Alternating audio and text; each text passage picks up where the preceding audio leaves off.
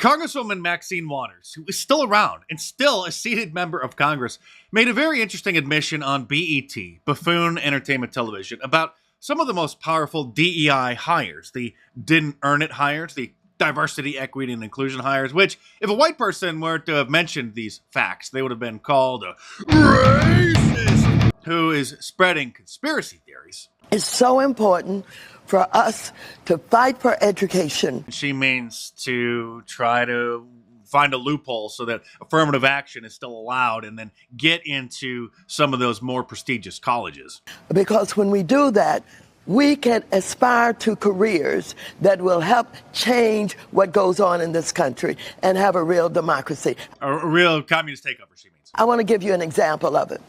Right now, as Trump is on trial, you have Letitia James in New York. Mm-hmm. You have Fannie Willis in Georgia. And you have Tanya Chunkin, who is a judge, who all have a role to play now, prosecutors and judges. And if we're ever to change the criminal justice system and get some justice, we've got to be in there. Change the criminal justice system, meaning allow more criminals to go free and just stop arresting them in the first place, which obviously they're doing all over San Francisco and other parts of the country. Speaking of diversity, a new Pew Research poll just came out this week, which is upsetting the usual suspects because, well, get a load of this. Most Black Americans believe racial conspiracy theories about U.S. institutions and say the criminal justice, political, and economic systems were designed to hold Black people back. This is not a poll from 1950.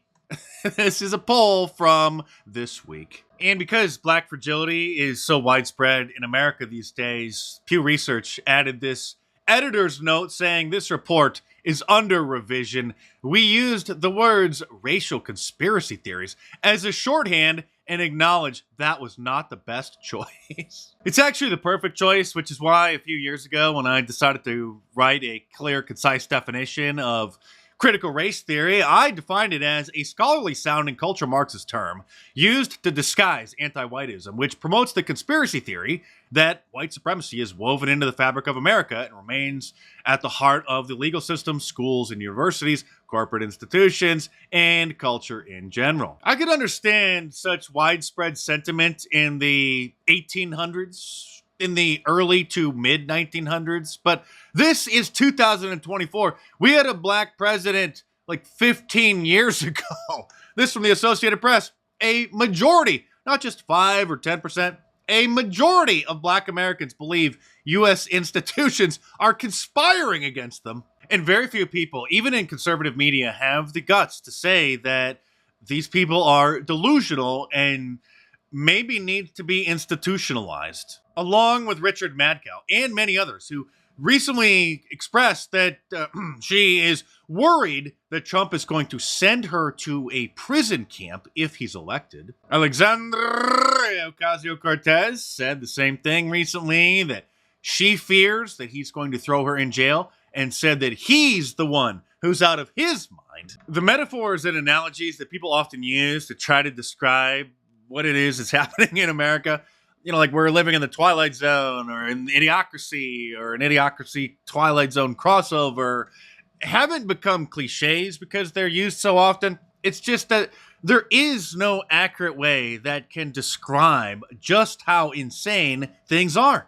I mean, what's next? Is CNN going to invite Brian Stelter in studio to talk about how Rachel Maddow's paranoid delusions are actually legitimate concerns? Oh, wait, what's this? It's valuable to think ahead to what may happen in a second Trump term. This is frankly speculative nonfiction because we use the words Trump and his allies have said, and we use them to talk about the future.